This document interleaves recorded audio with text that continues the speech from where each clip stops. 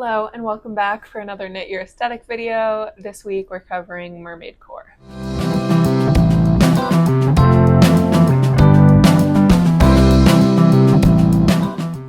Hello and welcome back. So I'm filming another Knit Your Aesthetic. Folks seem to really like them, so I'm happy to keep doing them until folks don't like them anymore. So this week I thought that we could talk about Mermaidcore. This is again kind of more of a summery aesthetic, and I know for a lot of folks in the Northern Hemisphere we are getting near the end of summer if you're in school, getting ready to go back to school, and that stuff. So it's kind of odd to now cover a knitting video for a summer trend, but there's a lot of people who take vacations well into late August. Where I am in Colorado, it stays warm through mid-September. So I think that if any of these patterns strike your fancy and you wanted to enjoy your last little bit of summer in the Mermaidcore style, you could definitely still get them done. They're generally pretty quick to knit because of the characteristics of Mermaidcore. So that's the little disclaimer I'll say, but let's get into the actual Mermaidcore information. So Mermaidcore is an aesthetic that is characterized by trying to look like you just emerged from the sea, or you live in the ocean, you're currently under the water. You're trying to look like a mermaid. So the things that you can kind of wear or add to your outfits to get that look is first shimmery things. So it looks like maybe the light is reflecting the water, giving that like kind of shimmery, shiny effect. Billowy or ruffly things as well to look like, you've got all your fabric floating in the water, your hair floating in the water, or to look like waves as well, the tops of waves. Lots of pearls, starfish, seashells, just anything from the ocean, as well as maybe some jewelry that looks like it could have been sunken treasure. Wearing loose gauge items as well that could maybe have been a fishnet or something like that. And then a typical silhouette is like fitted in some areas with like a nice big flare, in others. So, kind of like a mermaid wedding dress or a mermaid dress has that like fit and then flare at the bottom to replicate the look of a mermaid's tail. But you can also do this in your sleeves, in pants. It doesn't have to be a skirt, in a sweater, or just a normal top. So lots of things like that. Color palette wise, you see a lot of greens, blues, purples. You could do orange, I guess, but anything could be a mermaid color. Every color is underneath the ocean, but typically you see greens, blues, purples as kind of the main primary like colors. And then as neutrals, you'll see beiges, specifically kind of a typical linen-y colored beige that could maybe be like the sail of a ship or a fishing net, like that kind of color. There's some browns in there as well that could be like boats or rocks, whatever brown objects you want. There's a lot of brown in and around the ocean. And then again, lots of shiny things like a opalescent color. I know that's not necessarily a color, but getting that sheen to just look like something shiny, like a pearl or an opal, as well, is kind of one of the colors. So it sounds at first like a restricted color palette, but the nice thing about this aesthetic, I think, is like you kind of have that base, but you can add kind of whatever colors you want into it, because like that's the base, but it's the ocean. Your inspiration is looking like you came from the ocean, and there is every color in the ocean. So you could add whatever you wanted, but that's a good base to start off if you're trying to like stay true to kind of the typical inspiration. But let's get into some of the patterns I've found. So like normal, I've divided this into kind of 3 characteristics or items that you would maybe want to achieve the Mermaidcore aesthetic in knitting. So we're going to start off with the first one, which is to have looser gauges or, a lace knit. So the first pattern that I've chosen to talk about today for that is the boat neck batwing. This is by James and Watts. It was published last year. It's fingering weight, and it's in this mesh lace pattern. It uses very little yarn because it is in mesh lace, so between 321 to 552 yards for that 9 size range. That's a really small amount of yarn, so 1 to 2 skeins of like 100 grams of fingering, which is amazing. And yeah, it's just a nice all over mesh top. It looks kind of like a fishnet.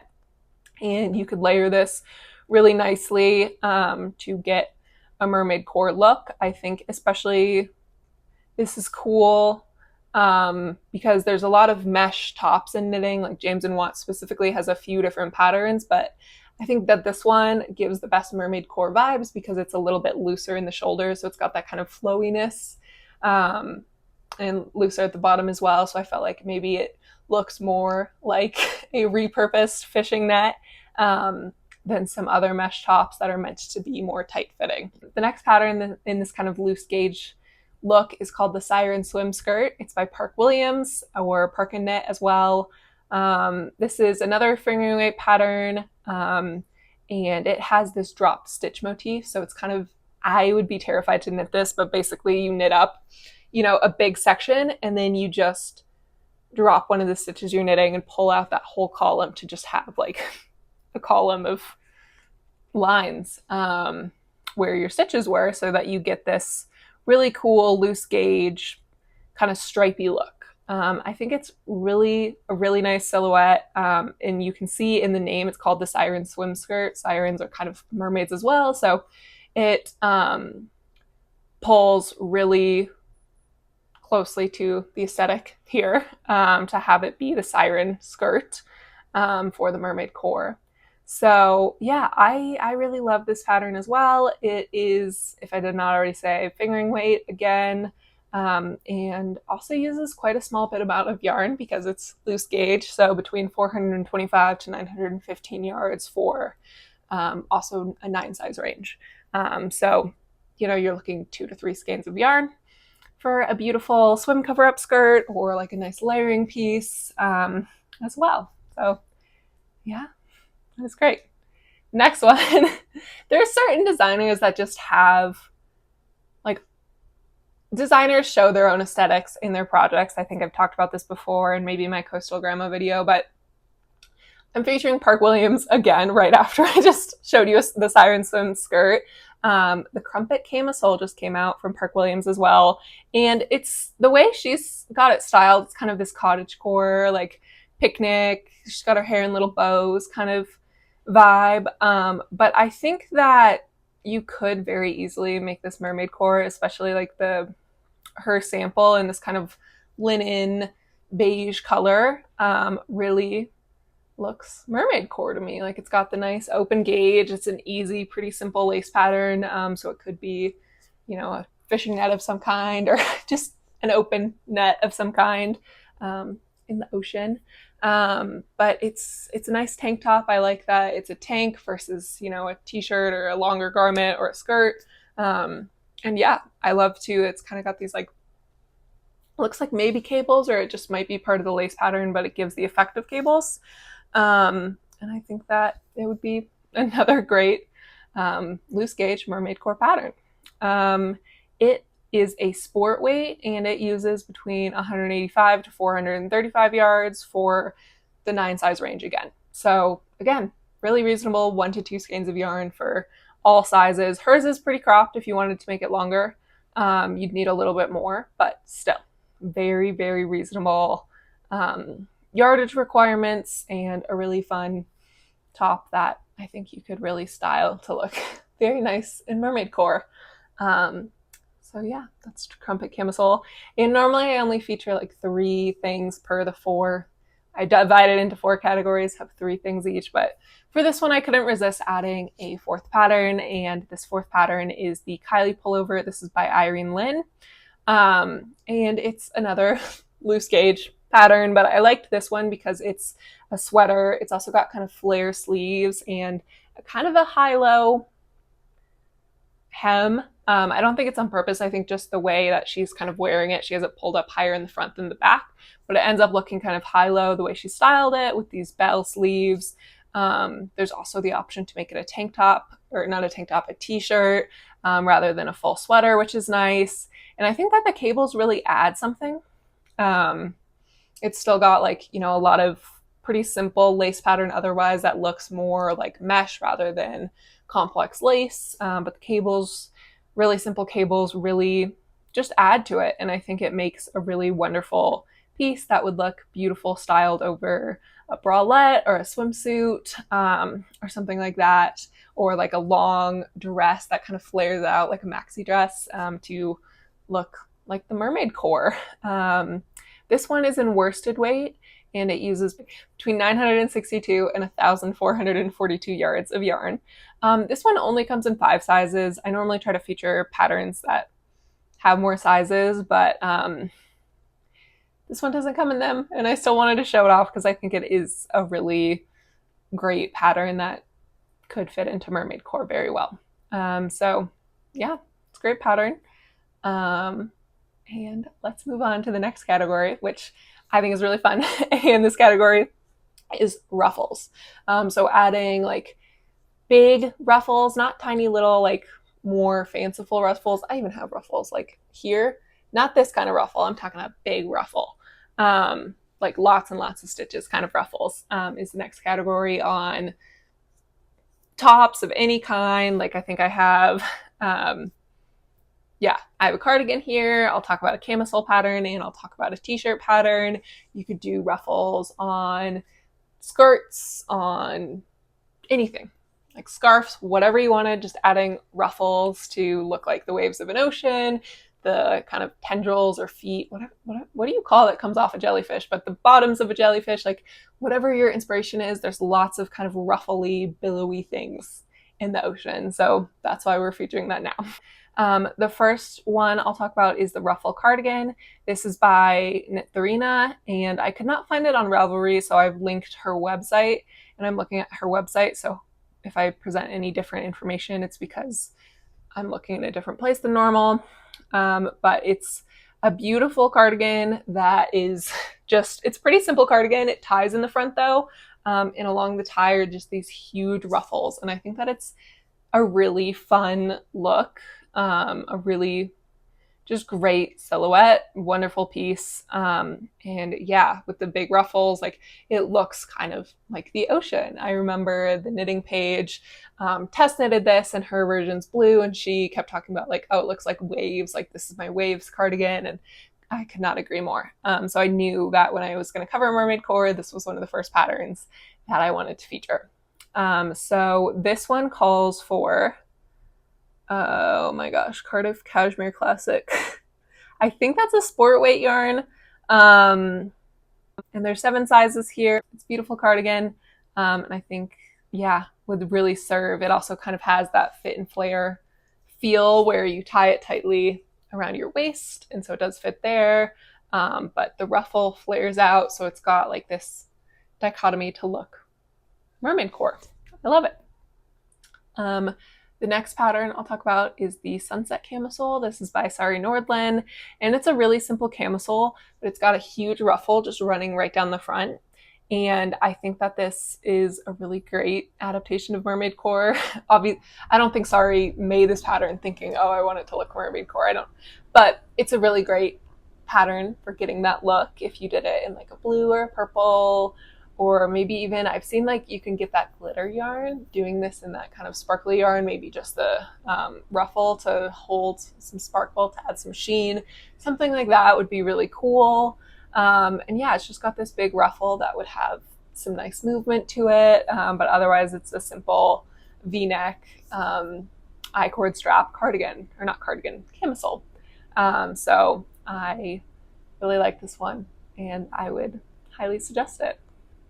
For Mermaidcore, some little bit more about that one. For sizing, it is a sport weight pattern.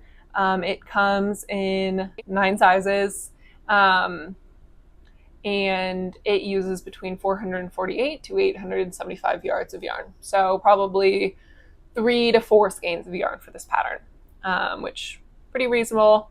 And yeah, it's a really nice piece. You could easily crop it too if you wanted. I might crop it if I just like things shorter. If you've been here a while, you would know that. But yeah, great pattern. So moving on to our last ruffle piece. I have the Flutter butt shirt by Jessie Made Designs. I love the name of this. I think it's like Flutter Butterfly, but butt shirt, but I love saying butt shirt.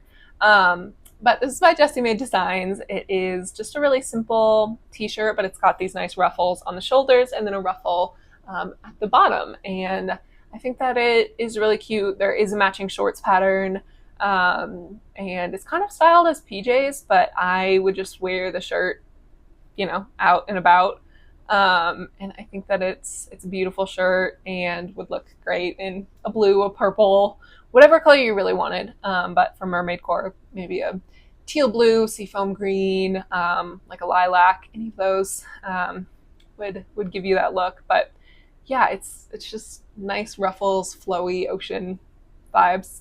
It uses fingering weight yarn and between 475 to 1,290 yards. Again, comes in 9 sizes, and yeah, wonderful piece. Would get you that look if you want to add some ruffles. And the final category I will talk through for Mermaidcore is the kind of tight with a flare or fit and flare look. So the first pattern here is the Datura Cardigan by Zinette Knits. This one is a cardigan that you tie just at the front, and I love that it's got kind of these bell sleeves, and because you tie it at the front, it ties in and is tighter around your bust and then flares out a little bit at the end around your waist. So it's a beautiful pattern. I've actually had this on my list for a long time, and I think that you can style this a lot of different ways. You know, it can be kind of witchy, it can kind of be cottagecore, like however you want to style it in your own wardrobe. Whatever colors you choose are going to have a big influence on this. So it's, I think, a very versatile garment. But I think that it could be a very good Mermaidcore garment. I would probably make this one in like a linen, kind of linen colorway, I should say, like beige, or maybe like a blue again, purple. I don't have to keep repeating the same list of colors at you. But yeah, I think that it really gives that Mermaidcore look to have the bigger sleeves that are kind of a little bit more pillowy, the cute tie. I just think it's really cute. This one is a fingering weight pattern, and it uses between 1,110 and 2,357 yards of yarn, and comes in 8 sizes. And yeah, beautiful fit and flare pattern. The next pattern I will talk about for this is the Tied and True Cardigan. This is by Tamara Cardigan. Just came out in May, and it's a really nice like mohair, meant to be mohair cardigan. I think that you can also hold other things in it, and it comes in both a short sleeve and long sleeve version. This one's really nice because similar to the last pattern, you actually just tie a spot here, but it actually sits below your bust and you have 2 spots to tie it. It's got kind of puff sleeves, which I think is nice, and it's got a ruffle at the bottom. It's not quite a ruffle. It might be a little bit of a ruffle, but it just gives kind of a flare at the bottom. You could do this in mohair, or maybe even like a light fingering weight yarn would be nice. And I love the long sleeve version, I think, for the Mermaidcore. There's one version where there's ribbons for the ties instead of I-cords. I think that's really nice. And this is just a great way, I think, to achieve Mermaidcore with this simple little garment that I think that you could also, this is a great stash busting project because it uses very little yardage, and the yardage is of mohair where, you know, it's lace weight. So each ball has more yardage than, you know, a fingering weight similar one. So this is a lace weight project. Huge gauge, you use US 7 needles for it. And you use between 450 and 1,175 yards of yarn, and comes in a 28-inch to 62-inch bust. I believe it's 9 sizes. Yes, it comes in 9 graded sizes. But there is also customization for the bust and waist, and potentially adding bust darts with horizontal short rows. So great pattern. I think it's really custom, and yeah, would give you that Mermaidcore fit and flare. This one also has 4 patterns. So the next pattern I'll talk about is the Nova skirt. This is by Sandnes Garn. It's a little bit harder to get because it's a Sandnes Garn pattern, and so to buy a Sandnes Garn pattern, you have to buy yarn and then you get sent the booklet with all of the patterns. You might be able to buy the booklet off someone else, or find it at your local yarn shop, so look around for that. But this one is slightly harder to get. You can't just go on Ravelry or Etsy or someone's website and just purchase it. So keep that in mind. But the Nova skirt, this is in which issue? From Sadness 2311 DIY Volume 2.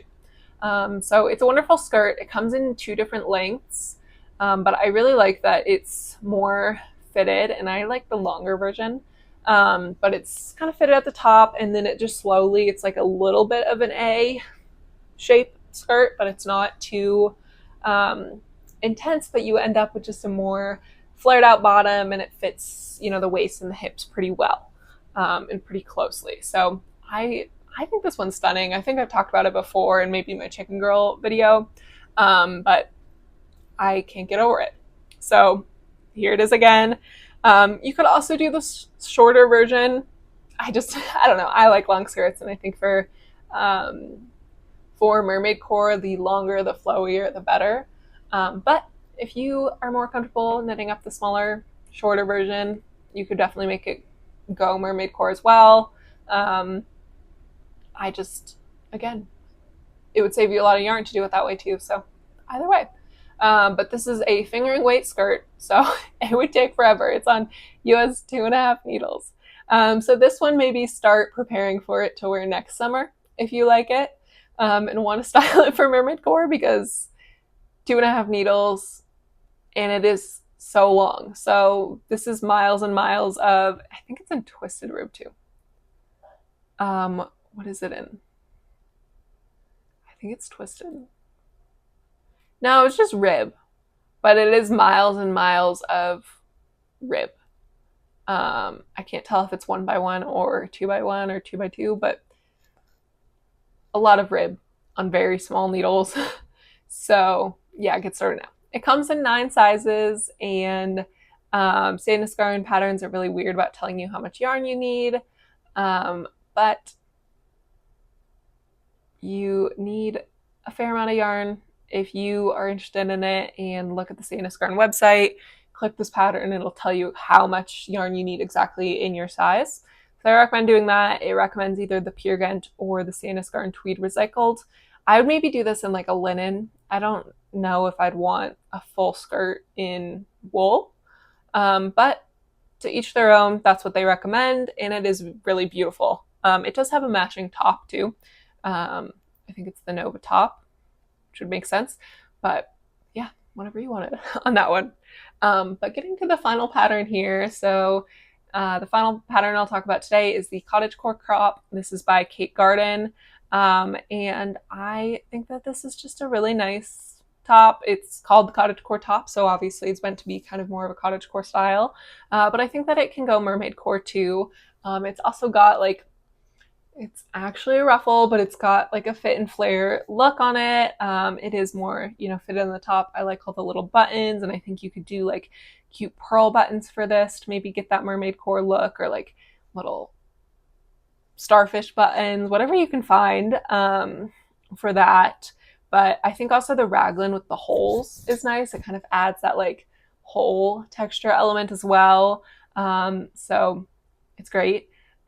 This one is another fingering weight pattern, and it calls for between 650 and 1050 yards of yarn. So reasonable enough yardage, and it comes in 9 sizes again. So yeah, those are the patterns that I will talk about today. Let me know what you think of Mermaidcore. Let me know, is it too late to film this video? Are you still enjoying summer, or are you preparing more for fall? I know I've already seen some people doing their fall knitting plans videos, which I've done like one thing on my summer knitting plans list, so I need to hold off for now. But let me know, where are you in your season of knitting? Do you like Mermaidcore? Just let me know all of it. If there's other patterns you'd suggest, let me know too. But yeah, thank you so much for being here this week, and I'll see you next week. And I hope you're having a great one. All right, bye.